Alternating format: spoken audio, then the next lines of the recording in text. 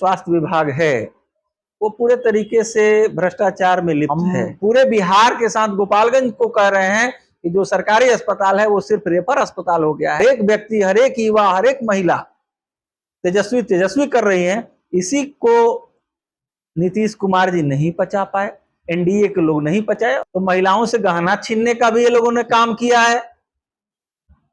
बात करते हैं सिंदूर की, डॉक्टरों की क्या दोष है? अगर एक दांत का जो डॉक्टर है आंख का इलाज क्या करेगा, वो पेट का क्या इलाज करेगा, जनरल मेडिसिन का, कार्डियो का क्या इलाज करेगा? उसको कुछ समझ में नहीं आएगा, सीधे रेफर करेगा। आप चले जाइए गोरखपुर, आप चले जाइए प्राइवेट नर्सिंग होम में, आप चले जाइए पटना, आप सदर के विधायक जी को देख लीजिए, आप बरौली के विधायक जी को देख लीजिए। आपका घर अगर शीशे का है तो दूसरे के घर पे पत्थर नहीं फेंकना चाहिए। अब क्यों आपके यहाँ के लोग उधर जादवपुर के साइड से जाने से डरते क्यों थे, ये बताएंगे सर? सुशासन नाम रखने से सुशासन नहीं होगा। 4 कारखाना देने का काम हमारे नेता लालू प्रसाद यादव जी ने किया। हाईवे को रेल मंडल बनाने का काम हमारे नेता आदरणीय लालू प्रसाद यादव जी ने किया।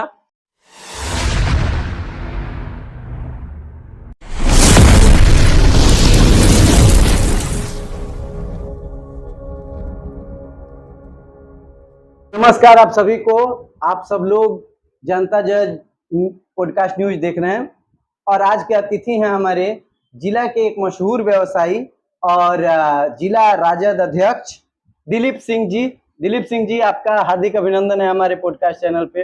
आपका भी अभिनंदन है, स्वागत है। आपके दर्शक को भी नमस्कार है, प्रणाम। दिलीप जी, आपसे हम जानना चाहते हैं कि आप एक बहुत सफल व्यवसायी हैं और व्यवसायी सफल होने के बाद भी आप राजनीति में आपकी दिलचस्पी कैसे बढ़ी? देखिए, सबसे पहला जो चीज है,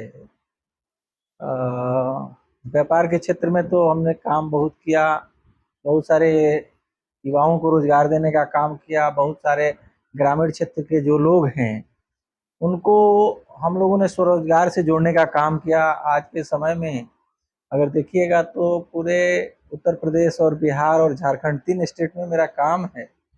वहाँ पे लगभग 25,000 किसानों को हम लोगों ने स्वरोजगार से जोड़ा है। आत्मनिर्भर बनाने की दिशा में हम लोगों ने काम किया है, हमारी कंपनी ने काम किया है। रहा सवाल राजनीति का, तो हमारे पिताजी और माताजी पूर्व से ही राजनीति में रहे हैं। अभी वर्तमान में देखिएगा तो पंचायती राज व्यवस्था में हमारे पिताजी 2003 से 2001 से जब पंचायती राज का शुरुआत हुआ था तो उस समय से लगातार हमारे पिताजी पंचायत के प्रतिनिधि रहे हैं। हमारी माताजी लगातार 2 बार से जब आरक्षित हुआ तो बरौली में उप प्रमुख के पद पे निर्विरोध निर्वाचित होते आ रही हैं और आज के समय में भी हमारी माँ बरौली प्रखंड की उप प्रमुख हैं। क्या बात। तो निश्चित रूप से अगर देखिएगा तो हमारे पिताजी करते आ रहे थे और आज भी अभी कर रहे हैं और बहुत सारे संगठनों से जुड़कर हमारे पिताजी भारतीय किसान संघ के जिलाध्यक्ष भी रहे हैं 6 साल लगभग। तो निश्चित रूप से और एक जो सबसे बड़ी चुनौती है समाज के लिए, तो आप देखिएगा तो अगर अच्छे व्यक्ति नहीं आएंगे तो फिर लोगों को एक राजनीतिक व्यक्ति को कुछ कहने का, उस पर आरोप लगाने का अधिकार नहीं है। तो निश्चित रूप से समाज में सुधार के लिए, लोगों के कल्याण के लिए या जो भी जनहित के मुद्दे हैं उस पर बात करने के लिए, उसकी आवाज को बुलंद करने के लिए, उनको व्यवस्थाएं देने के लिए अच्छे लोगों का आना जरूरी है और अच्छे लोग आएंगे, समाज का कल्याण होगा। इसी के तहत मेरी भी इच्छा हुई कि समाज के लिए हम लोग करते आ रहे हैं। पूर्व से हमारे परिवार में हमारे माताजी, हमारे पिताजी, हमारे दादाजी, हमारे दादी जो रही हैं, हम लोग गरीब जो भी दबे कुचले लोग हैं सबके कल्याण के लिए काम करते आ रहे हैं। चाहे छठ का त्योहार हो, उसमें साड़ी कपड़ा का वितरण, नारियल का वितरण, ईद का त्योहार हो। राजनीति में आने से पहले से ये है कि ये आपको बता रहे हैं, ये लगभग आप अगर देखिएगा तो लगभग 20 साल पुराना हम लोगों का परिवार का। हमारी दादी जब हम बहुत छोटे थे उस समय भी हमारी जो दादी अभी नहीं हैं वो रोजगारों के बीच में कपड़ा का वितरण या फिर इफ्तार के सामान का वितरण, या जैसे होली आया तो होली में सामान का वितरण, ठंडा आया तो कंबल का वितरण हमारे दादा दादी माता पिता लगातार करते आ रहे हैं। आप देखिएगा तो हम लोग देवघर में श्रावणी मेला जब चलता है तो कांवरिया पथ पे हमारा 1 महीने का, अगर 2 महीने का होता है तो 2 महीने का निःशुल्क सेवा शिविर हम लोग लगाते हैं। इस तरह से जो भी मेधावी छात्र छात्राएं हैं उनको भी हम लोग अगर आर्थिक उसको तंगी होता है तो उसको भी आगे यथाशक्ति जो भी होता है उसको हम लोग बढ़ाने का काम करते हैं। अभी तक हमारे पिताजी लगभग अब 100 के आसपास गरीब कन्याओं का कन्यादान करने का काम किए हैं खुद से। हमारे देखिए, पैसा लगा देना एक अलग बात है, हमारे पिताजी बैठ के अपनी बेटी के तरह, जैसे कन्यादान दिया जाता है गोद में बच्ची को लेके, उस तरह से उसका हर एक श्रृंगार का सामान, बाराती के बारात का खर्चा, तिलक का खर्चा, उसको चप्पल जूता से लेके नेल पॉलिश से लेके सब चीज खरीद के हमारे माँ और पिताजी कन्यादान किए हैं। लगभग अभी 100 नहीं पूरा हुआ है, लेकिन 100 लगभग पूरा हो जाए। और इसमें भी कैटेगरी है कि वैसी लड़कियां जो जिनके पिता नहीं है, माँ नहीं है, गरीब हैं, उनका हम लोगों ने शादी करवाने का काम किया। और प्रति एक कन्यादान की बात हो गई, पूरा शादी का खर्चा का बात हो गया। अगर ऐसे देखिएगा तो हमारे पिताजी प्रत्येक साल 70 से 80 लड़कियों के शादी का बर्तन देते हैं। बहुत और किसी को बर्तन अगर नहीं चाहिए तो उसको बारात का चावल दाल सब्जी दे दी। किसी तरीके से शादी के तो हम लोग ये हमेशा से करते आ रहे हैं। अभी हम लोगों ने बहुत सारा काम किया है, तो इसीलिए हम लोग अब समाज को जो जरूरत है उसके हिसाब से अधिकार की जो जरूरत है, जो सरकार के तरफ से शिक्षा व्यवस्था है, रोजगार की बात है, पलायन की बात है, उसको ध्यान में रखते हुए हमने निर्णय लिया कि हमको भी राजनीति में आकर जो चीज हम अपने माध्यम से कर सकते हैं तो हम लोग करते आ रहे हैं, लेकिन जो सरकार और सदन के माध्यम से होना है उसको करने का हम लोग काम करेंगे। बेशक, कहने का मतलब हुआ कि आप राजनीति में आए ये सोच के कि यदि राजनीति में अच्छे लोग नहीं आएंगे तो राजनीति को बुरा कहने का किसी को अधिकार नहीं। बिल्कुल। उसने कुछ दिन पहले हरिओम जन सेवा संस्थान के नाम से एक हॉस्पिटल खोला, जिसका उद्घाटन पूर्व उप मुख्यमंत्री तेजस्वी यादव ने किया। क्या सोच के आपने ये हॉस्पिटल खोला था? देखिए, हम ग्रामीण क्षेत्र से आते हैं। मेरा घर बरौली प्रखंड के बढ़िया गांव में पड़ता है, और जब हम पढ़ाई करते थे उस समय से हम देखते आ रहे हैं कि ग्रामीण क्षेत्रों में, शहर की तो बात नहीं करेंगे, ग्रामीण क्षेत्रों में आज भी लोग एक टैबलेट के अभाव में दम तोड़ देते हैं। तो मेरा शुरू से ये विजन रहा कि हम कुछ करें वैसे लोगों के लिए जो बूढ़ बुजुर्ग हैं, माताएं हैं, जो जिनके पैसे का अभाव है, वैसे व्यक्ति, वृद्धजन, वैसे अपाहिज, वैसे गरीब जिनके पास पैसे नहीं है। इसी सोच के साथ हम आगे बढ़ रहे थे। अभी हमको करना है, तभी 2020 में कोरोना काल का समय हमने देखा, महामारी। बहुत से ग्रामीण क्षेत्र से लोग ऐसे रहे जो इलाज के अभाव में दम तोड़ दिए, उनको सुविधाएं नहीं मिली, अस्पताल में बेड नहीं मिला। यही सोच मेरे दिमाग में आया, और आप देखे होइएगा कि उस समय के तत्कालीन जो जिला जज थे विष्णु दत्त उपाध्याय जी, और तत्कालीन उस समय के सदर एसडीएम उपेंद्र पाल जी के हाथों हमने कोरोना काल में अपना जमीन है, ग्रामीण क्षेत्र है, हाईवे से 1 किलोमीटर दूरी पे है, मेन रोड पे ही है, वहां पे हमने उसका भूमि पूजन कराया था, कार्यारंभ हम लोगों ने कराया था 2020 में, कोरोना काल के जस्ट बाद। ये लगभग शायद सितंबर की बात है। कोरोना काल उस समय भी था, कोरोना काल था। उसका फोटो भी आप देखिएगा तो उसमें सभी लोग जो अधिकारी गए थे वो भी मास्क लगाए थे। उसी समय हमने प्रण लिया था कि इसको जितना जल्दी हो सकेगा हम आम लोगों के लिए समर्पित करेंगे, और इसी उद्देश्य के साथ ऊपर वाले की कृपा रही, लोगों का आशीर्वाद रहा कि हमने आज तैयार कराया, और जब हम आदरणीय नेता तेजस्वी यादव जी को अपना प्रपोजल बताया कि यह आम आदमी के लिए, गरीब आदमी के लिए, जो भी दबे पिछड़े कुचले लोग हैं, जो बेहतर स्वास्थ्य सेवा नहीं प्राप्त कर रहे हैं, अभी सरकारी अस्पतालों में जाइएगा तो क्या व्यवस्थाएं हैं।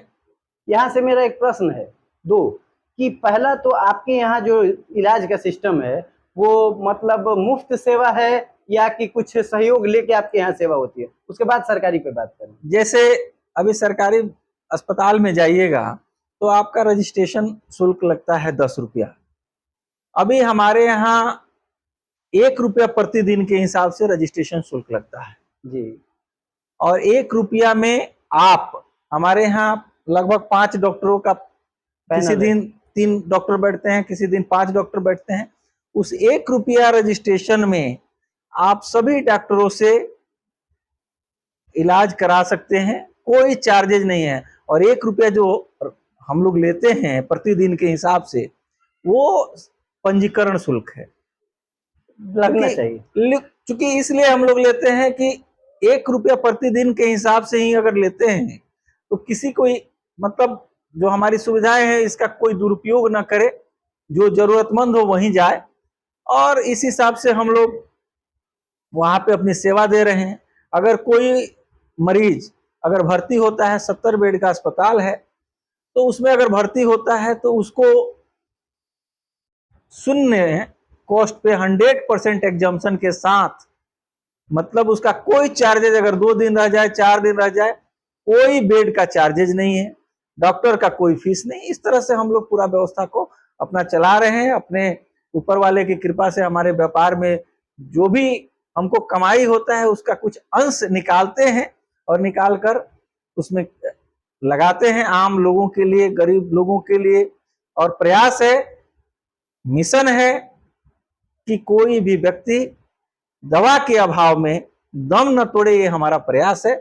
और जो सुविधा बड़े शहरों में एक अमीर को मिलता है, वो सुविधा हम एक गरीब को भी देने का प्रयास कर रहे हैं। विभिन्न तरह के ऑपरेशन हो रहे हैं आजकल, आयुष्मान योजना के तहत भी लोग लाभान्वित हो रहे हैं, लेकिन क्या अगर ऑपरेशन संबंधित कोई कार्यक्रम हो, किसी का भी मतलब ऑपरेशन हो जो कि जटिल हो, क्या आपके हॉस्पिटल में ये सुविधा उपलब्ध है?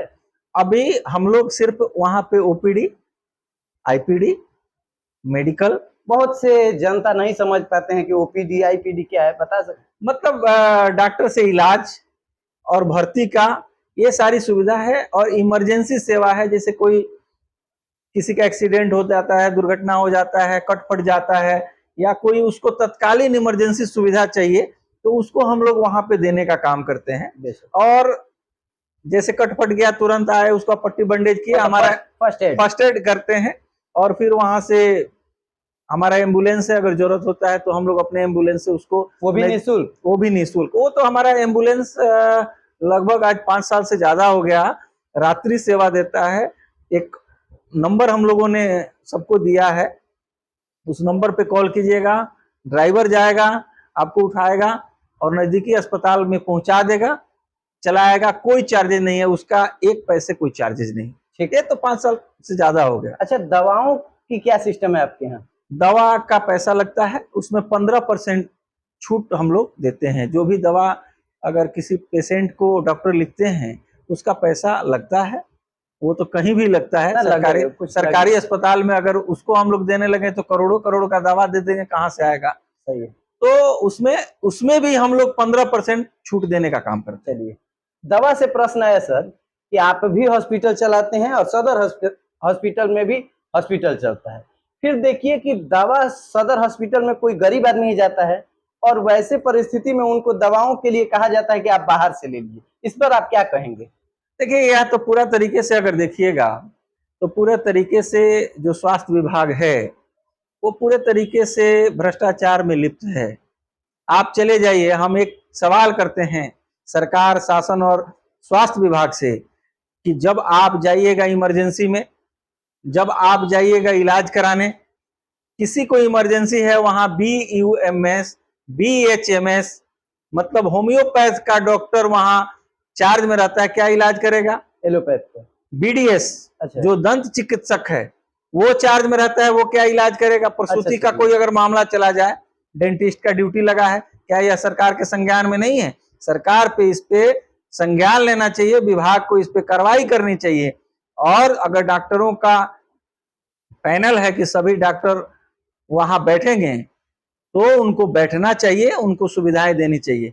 इसीलिए हम पूरे बिहार के साथ गोपालगंज को कह रहे हैं कि जो सरकारी अस्पताल है वो सिर्फ रेफर अस्पताल हो गया है। मान लीजिए उसमें डॉक्टरों की क्या दोष है? अगर एक दांत का जो डॉक्टर है, आंख का इलाज क्या करेगा? वो पेट का क्या इलाज करेगा? जनरल मेडिसिन का, कार्डियो का क्या इलाज करेगा? उसको कुछ समझ में नहीं आएगा, सीधे रेफर करेगा। आप चले जाइए गोरखपुर, आप चले जाइए प्राइवेट नर्सिंग होम में, आप चले जाइए पटना। तो ये व्यवस्था पूरी तरह से दोषारोपण कर रहे हैं पूरा एकदम।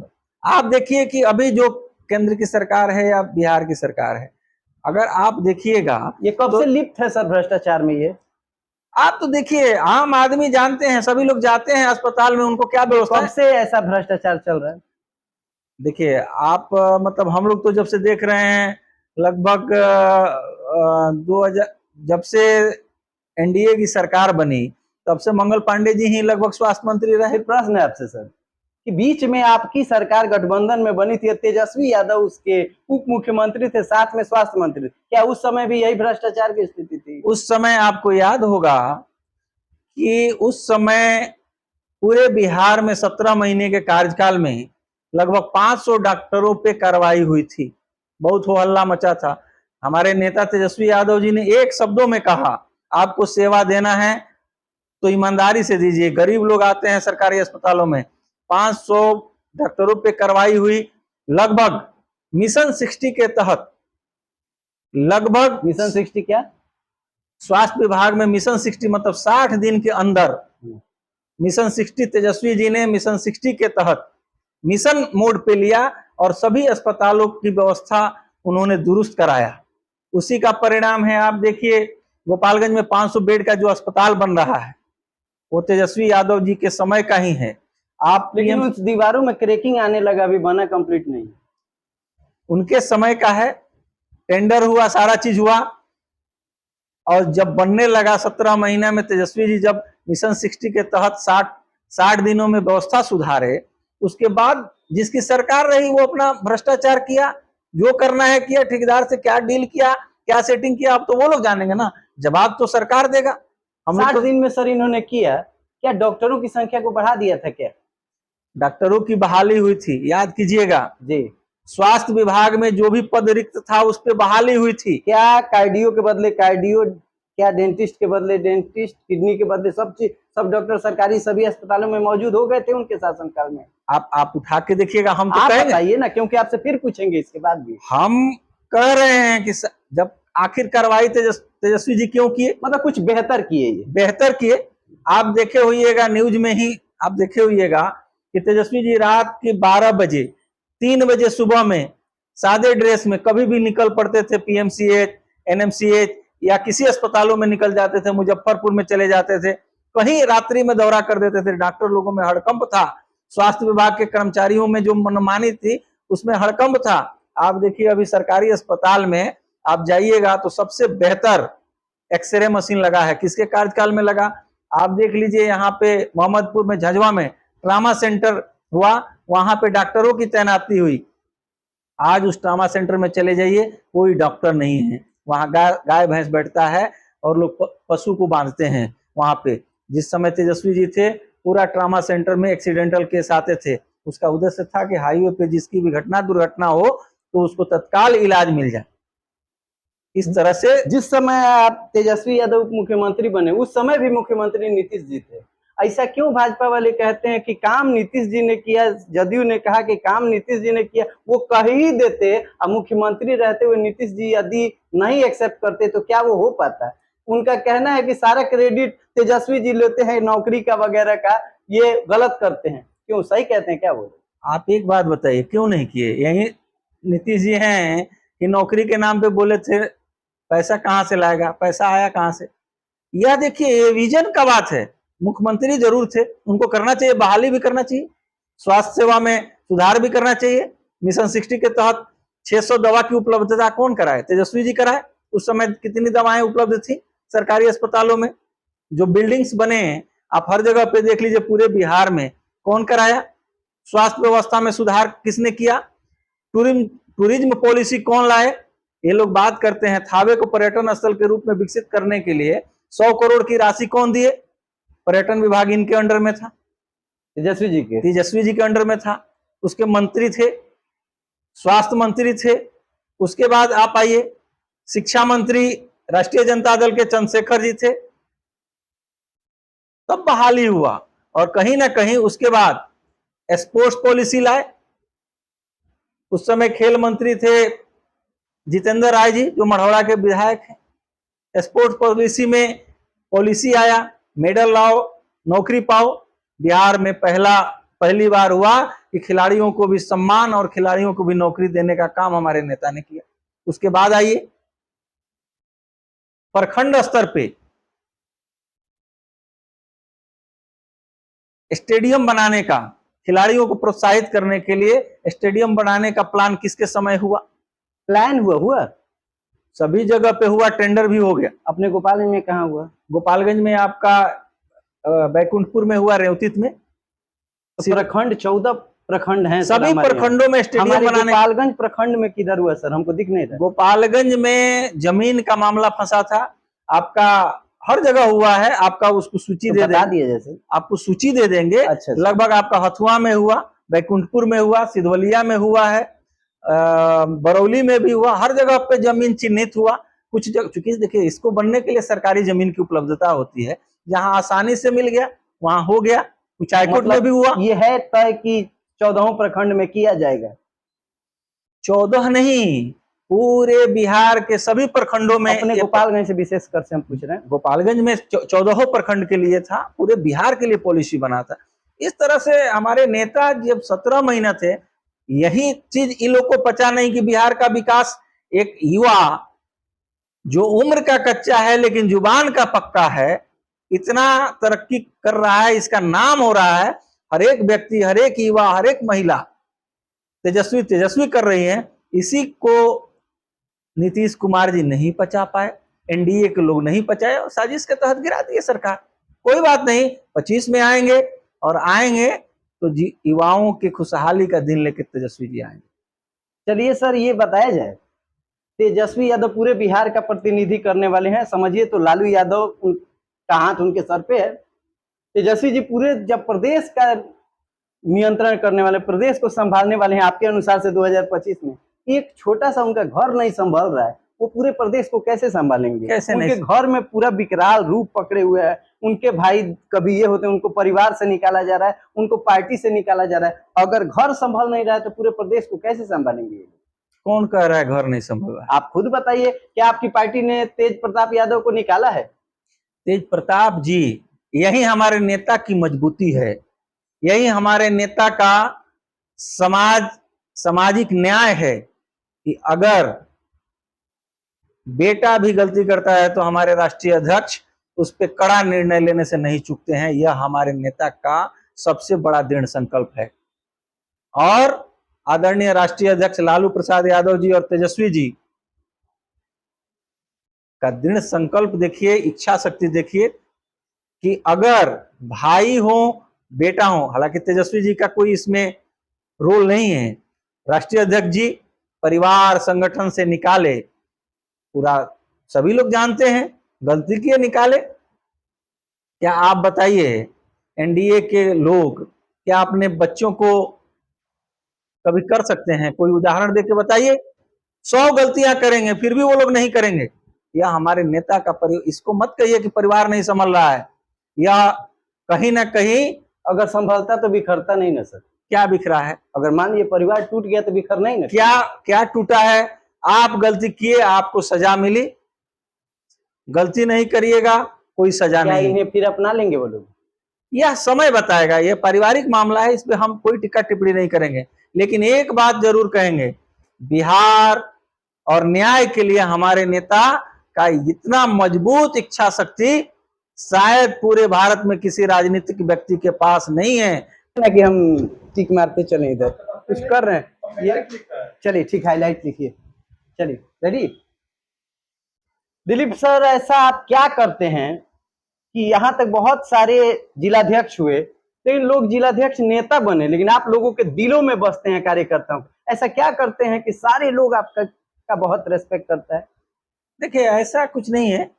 इसके हमारे पहले भी जो लोग जिलाध्यक्ष बने हैं वो भी काम किए हैं, पार्टी के लिए, दल के लिए काम किए हैं। दूर से हम लोग एक जनता भी हैं और हम लोग देखते हैं कि आपका रेस्पेक्ट बहुत ज्यादा, सब कार्यकर्ता आपके नेतृत्व में एक संगठित रूप से दिखाई दे रहे हैं। ऐसा क्या करते हैं कि लोगों के दिलों में आप देखिए, बसते हैं? हम पहला काम ये करते हैं कि पार्टी हित में, दल हित में हमारे जो कार्यकर्ता हैं उनको सम्मान देने का। कार्यकर्ताओं को क्या चाहिए? सम्मान चाहिए। हम सम्मान देने का काम करते हैं, उनके दुख सुख में खड़ा रहने का काम करते हैं।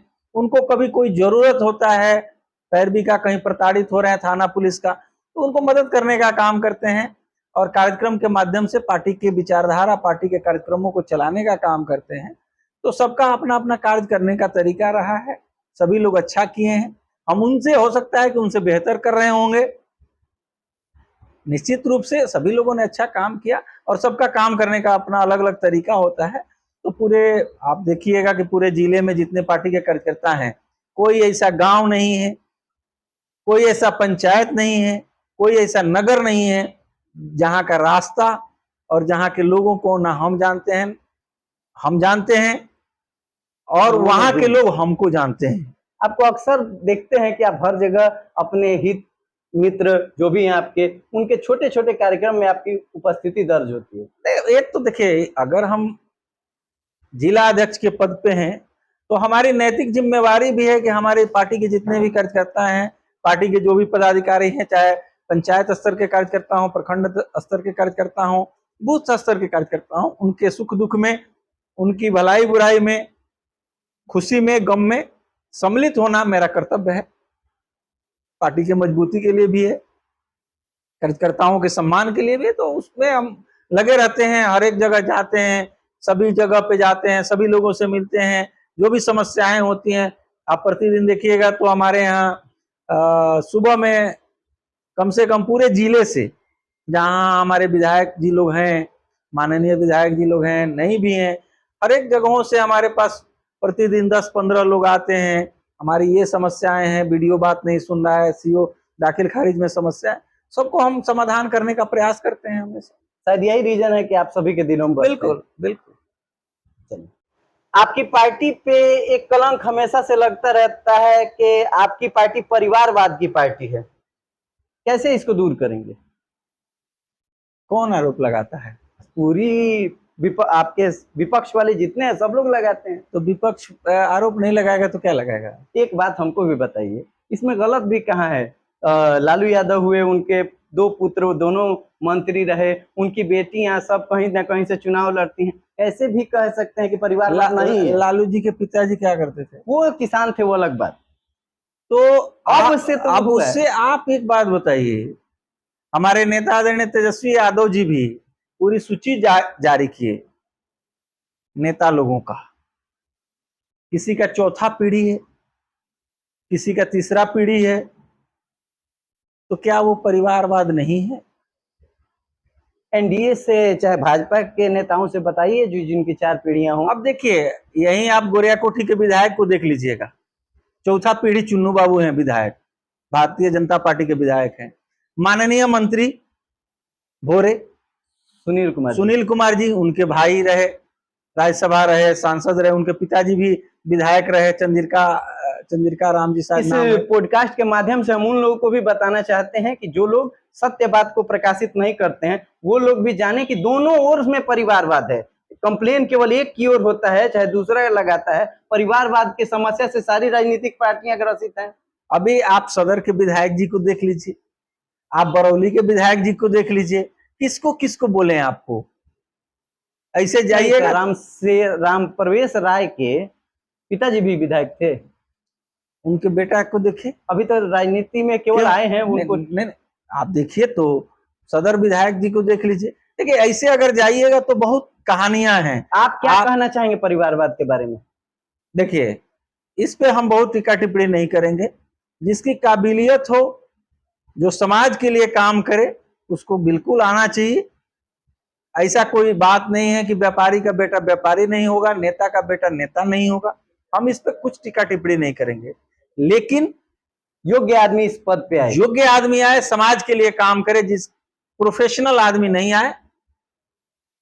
और उन लोगों से भी आग्रह है कि जो लोग सिर्फ आरोप लगाते हैं राष्ट्रीय जनता दल पे, हमारे नेता राष्ट्रीय अध्यक्ष लालू प्रसाद यादव जी पे, उनको पहले अपने गिरेबान में झांकना चाहिए, फिर आरोप लगाना चाहिए। आपका घर अगर शीशे का है तो दूसरे के घर पे पत्थर नहीं फेंकना चाहिए। हमारे नेता आप देखिए, ज्योतिरादित्य सिंधिया, वसुंधरा राजे सिंधिया, बहुत सारे नेता लोग, राजनाथ सिंह के बेटा हैं, अमित शाह के बेटा हैं, किसकी किसकी बात करिएगा, बहुत लोग हैं। हम आपको सैकड़ों नेताओं की नाम बता देंगे जहां पे परिवारवाद पूरी तरीके से हावी है।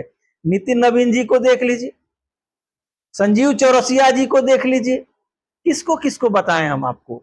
मतलब आप संदेश देना चाह रहे हैं सबको कि सही मायने में शीशे के घरों में रहने वाले दूसरों पे बिल्कुल बिल्कुल। और ये लोग अपना पाप बचाने के लिए, हमारे पार्टी में अगर देखिएगा तो अगर 5 आदमी परिवारवाद करता है, 5 आदमी के परिवार के लोग राजनीति करते हैं, तो एनडीए और भारतीय जनता पार्टी में 500 ऐसे लोगों की सूची है जो अपने बेटे, अपने पिताजी के विरासत को आगे बढ़ाने का काम कर रहे हैं। बहुत सही जी। आपकी पार्टी राजद के शासन काल को, लालू यादव के शासन काल को जंगल राज शब्द से सुशोभित किया जाता है, और वहीं नीतीश जी के शासन काल को सुशासन के नाम से सुशोभित किया जाता है।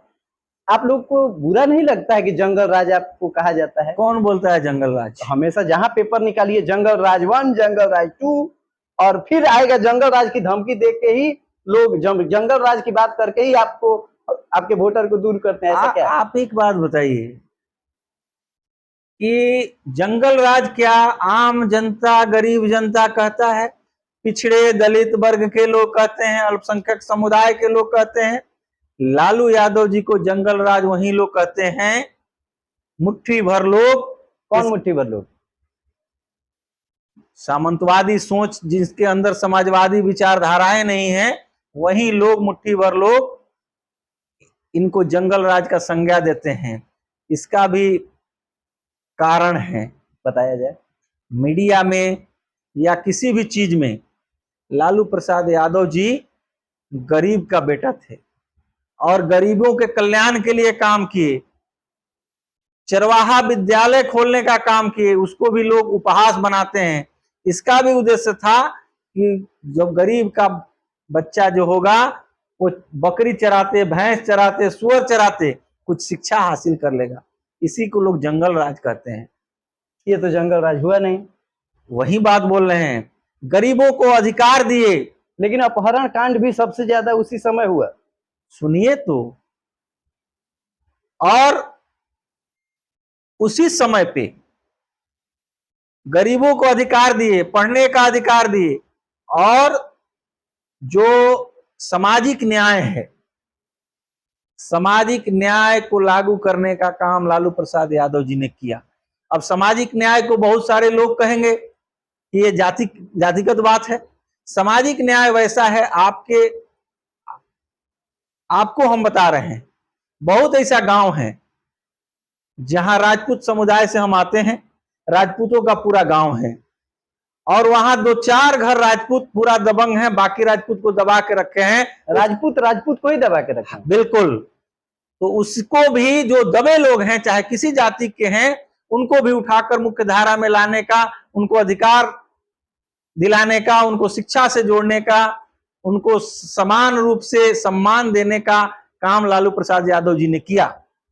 उसी तरह से चले जाइए, कुछ जगहों पे दलित लोग हैं, उसी दलित में कुछ दबंग लोग हैं, कुछ मुस्लिम समाज के लोग हैं, उसमें भी कुछ दबंग हैं, और उसमें जो दबे कुचले लोग हैं, जो शोषित लोग हैं, गरीब लोग हैं, हर एक जाति में गरीब लोग हैं।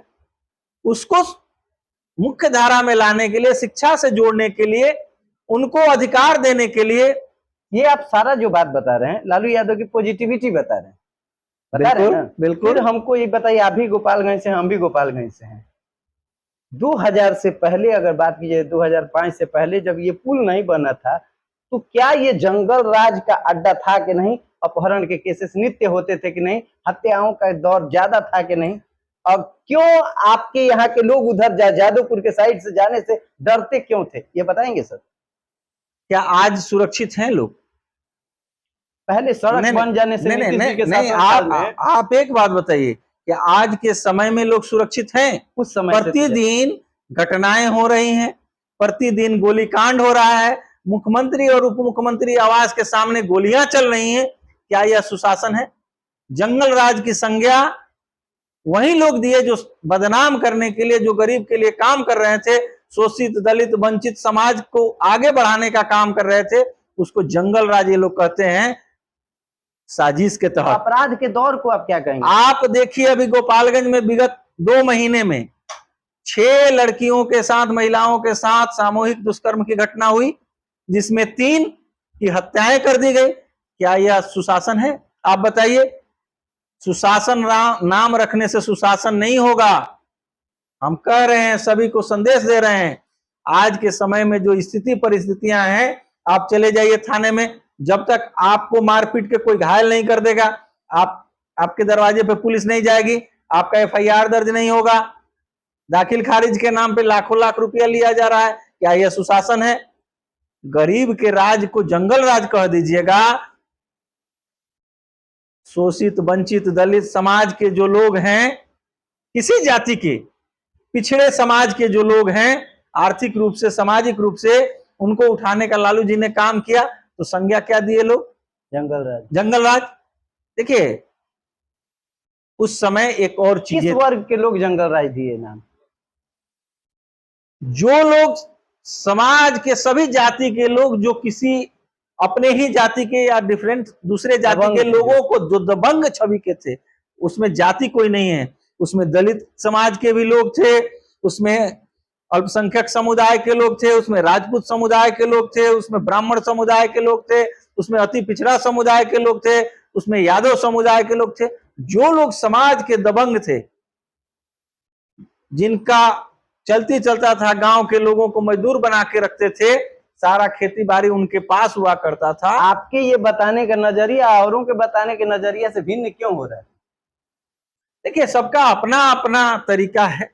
आप एक राजपूत हैं और जब आप बता रहे हैं तो सबको मिला के बता रहे हैं, और वही जब दूसरा कोई बताता है तो वहां क्षत्रिय बात आने लगती है, ब्राह्मण आने लगता है, यादव आने लगता है। ये क्यों होता है? देखिए अब कौन क्या अपने अपने नजरिए से लोग देखते हैं, लेकिन सामाजिक न्याय रियल में हम आपसे कहेंगे, और जो लोग भी देख रहे हैं उनसे जाकर ग्रामीण क्षेत्रों का सर्वे करके देखिए कि बहुत ऐसे ग्रामीण क्षेत्र हैं जहां पे उसी समाज की बहुलता है, और उसी समाज के कुछ लोग जो हैं उस पर शासन करने का काम करते हैं। आपसे जानना है कि माई बहन योजना जो आप लोग लेके आए हैं, ये माई बहन योजना कहीं भाजपा के लाडली बहना योजना से प्रेरित तो नहीं है? देखिए हर एक प्रदेश का अलग अलग अपना योजना होता है। तो लाडली योजना मध्य प्रदेश में एनडीए की सरकार जो लागू किया, पहले प्रेरित होने की कोई बात नहीं है। हमारे नेता को लगा कि जब 2022 में हम लोगों की सरकार बनी, महागठबंधन की सरकार बनी, नीतीश कुमार जी महागठबंधन का हिस्सा बने, तो हमारे नेता का पहला शर्त यह था कि हम आपके साथ आएंगे। आपको सबसे बड़ी पार्टी, बिहार की सबसे बड़ी पार्टी होने के बावजूद भी हम आपको मुख्यमंत्री देखेंगे, लेकिन हमारी कुछ शर्त हैं। उस शर्त में ये भी था, सरकारी नौकरी था, डेवलपमेंट की बातें थी, और माई बहन मान योजना की महिलाओं को सम्मान मिले, माता बहनों को सम्मान मिले। अभी ऐलान हुआ है, लेकिन ये तो बता रहे हैं वो जो हम लोगों का मिशन था, विजन था, उसमें यह भी समाहित था। हो नहीं पाया था, लेकिन हो नहीं पाया। अभी तो कर रहे थे, अभी तो 3 लाख जो नौकरी का 3 लाख का फाइल कंप्लीट करके तेजस्वी जी रखे थे, बस उस पे नियुक्ति पत्र बंटना था, उसका भी तब तक सरकार से ये लोग अलग हो गए।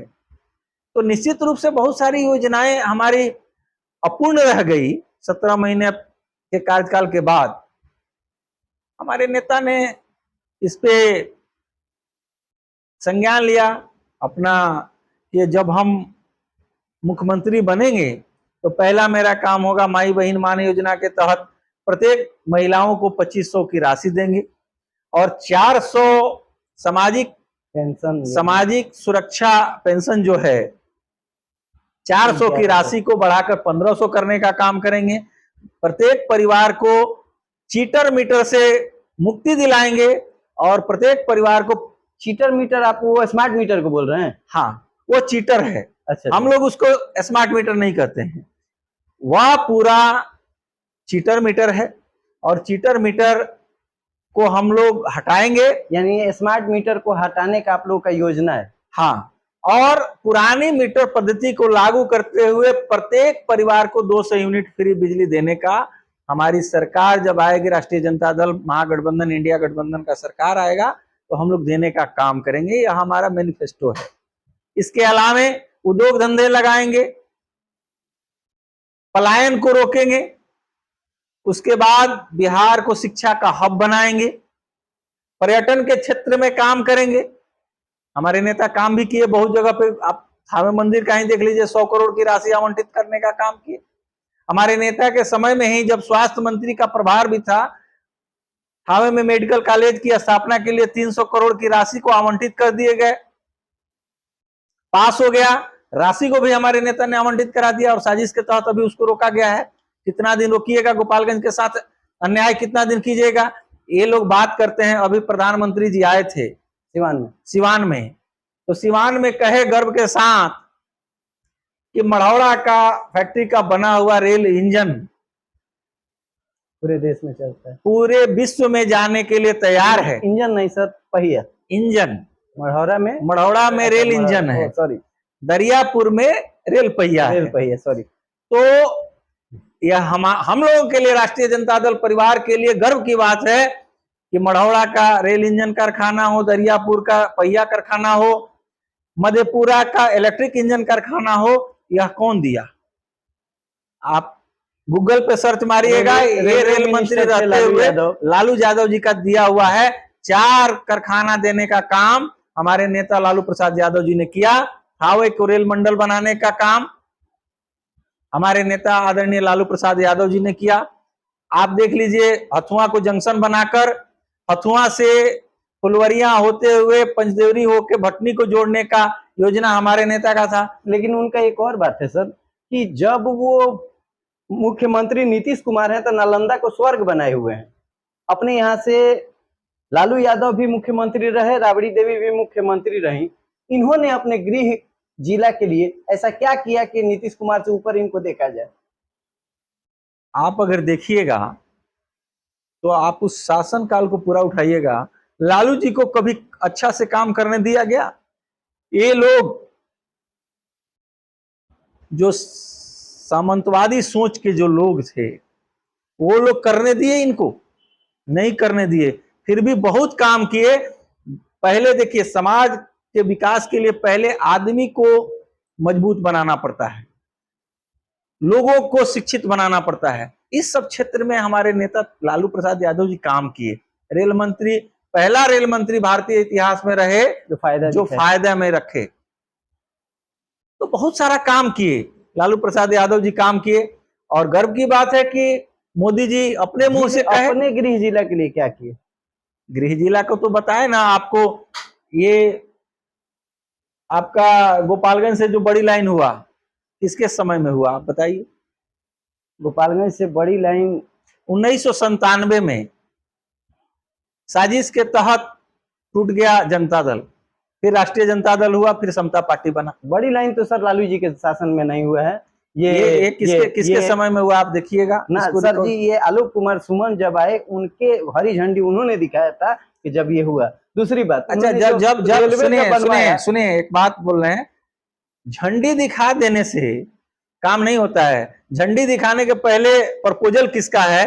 प्रपोजल अलग बात है सर। प्रपोजल किसका है, किसके समय में सैंक्शन हुआ, हम सब चीज कर देंगे और आप उद्घाटन कर दीजिएगा तो श्रेय आपको नहीं जाएगा।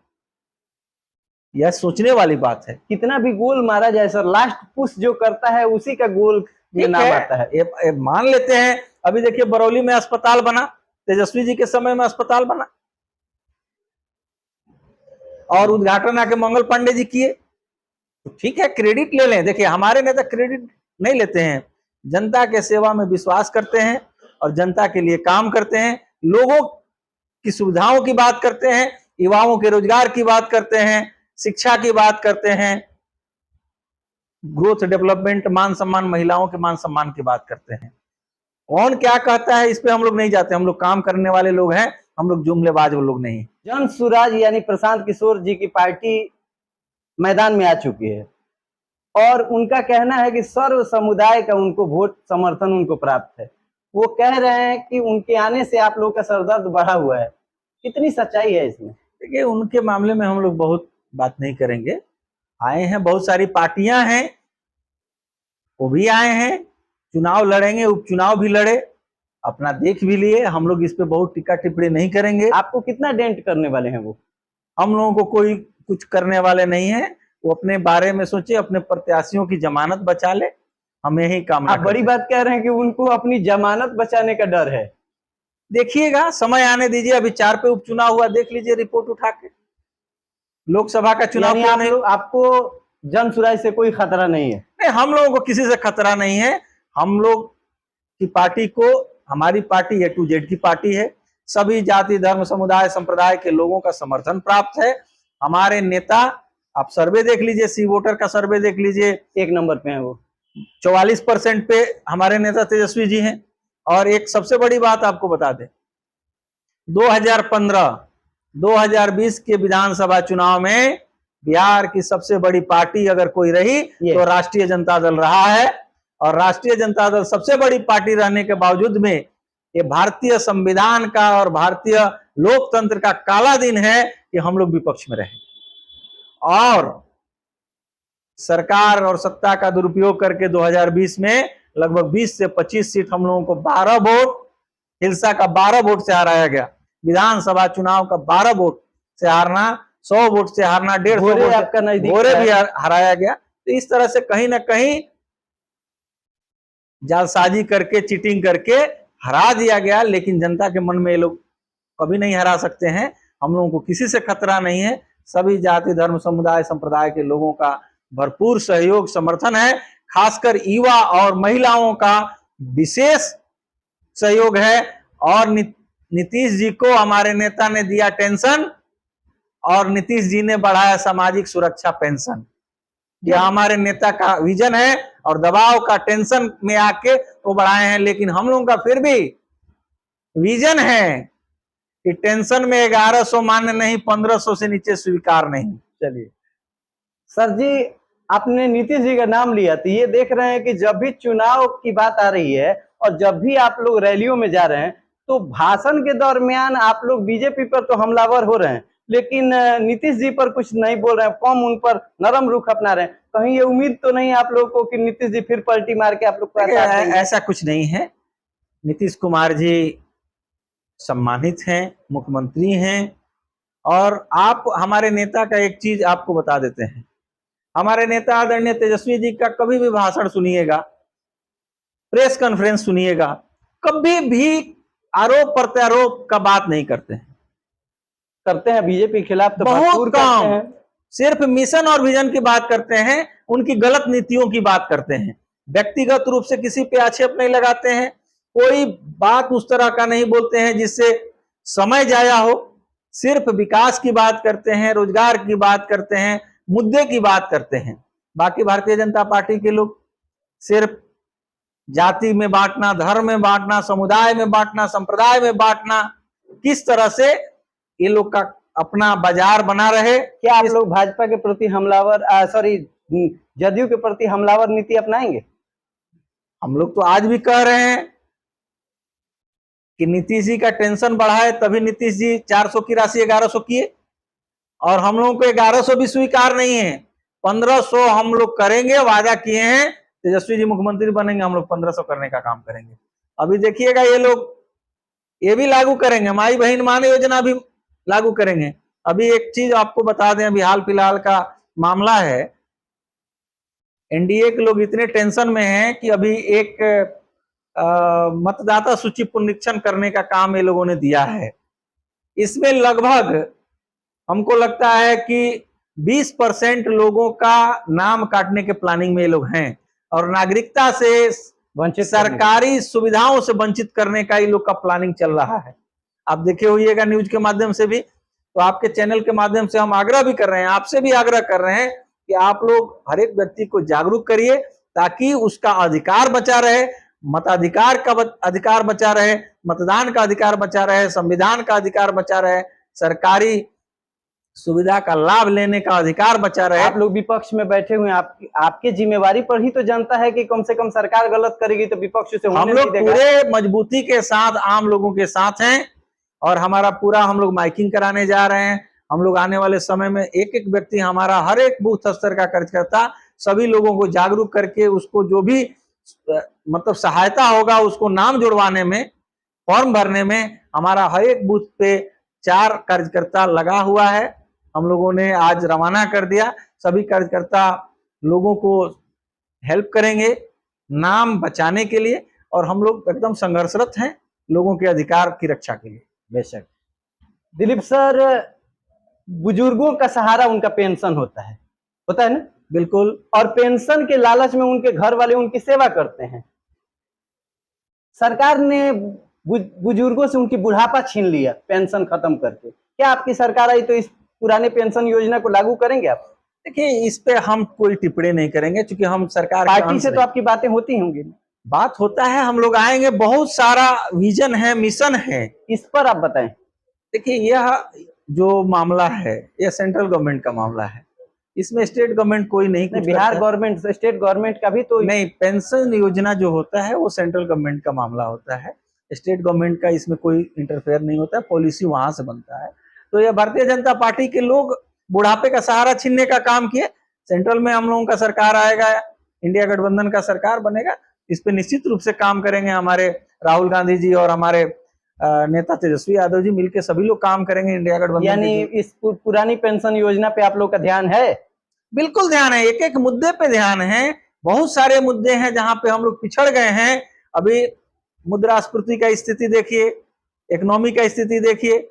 जब कांग्रेस का गवर्नमेंट था तो $1 का प्राइस 54 रुपया था, आज 87 रुपया पे चला गया। ये लोग कहते हैं कि देश आर्थिक रूप से मजबूत हुआ है। आप देख लीजिएगा, महिलाओं को 12,000 15,000 में गहना मिल जाता था एक भर, आज 1 लाख रुपया में एक भर मिल रहा है।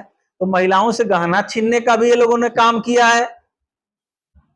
बात करते हैं सिंदूर की, गहना भी अगर देखा जाए तो छीनने का काम भारतीय जनता पार्टी एनडीए के लोगों ने किया है।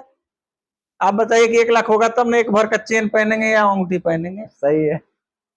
और हम लोगों का यूपीए का गवर्नमेंट था, इंडिया गठबंधन का सरकार था, उस समय 15,000 में मिल जाता था।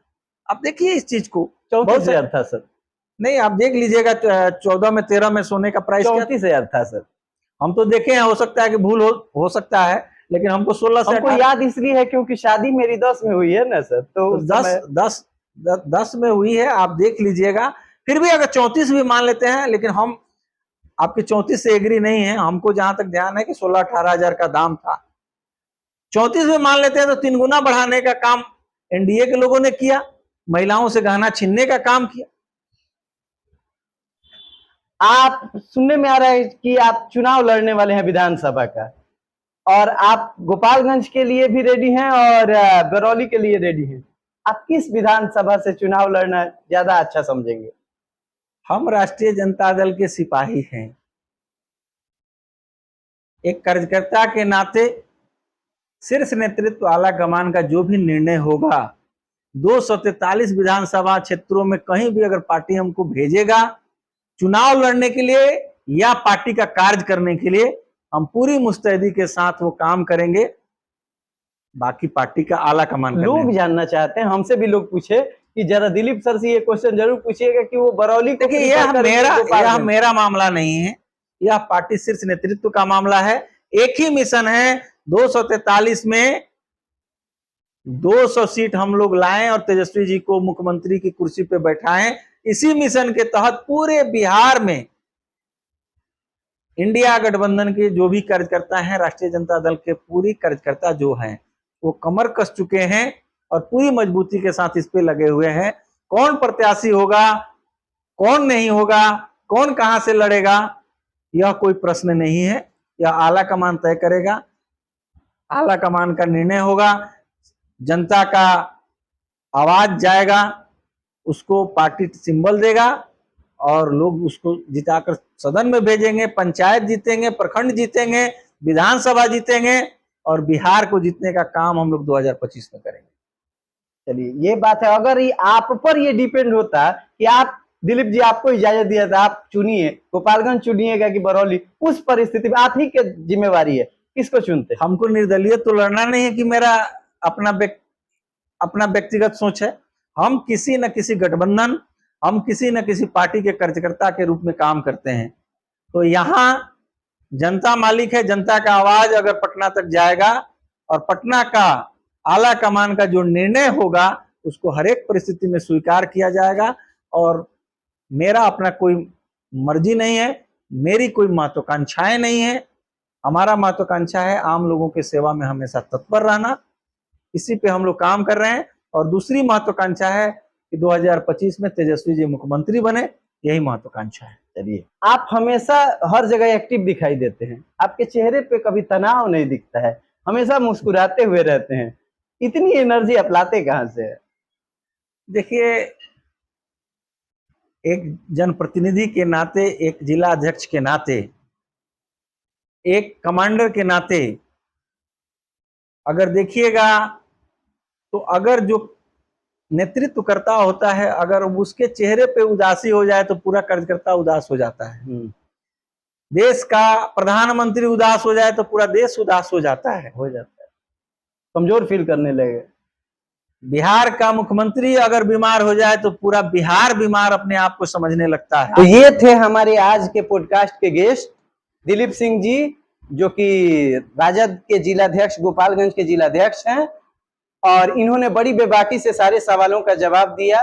और अगर आप लोगों को हमारा ये चैनल और हमारा ये न्यूज अच्छा लगे तो इसको शेयर करेंगे, लाइक करेंगे और सुझाव भी देंगे कि कहाँ क्या करना चाहिए। और अगर आप हमारे चैनल पे नए हैं तो हमारे चैनल को जरूर सब्सक्राइब कर लें। आप लोग, अगले वीडियो में आप लोगों से फिर मुलाकात होगी। बहुत बहुत धन्यवाद। बहुत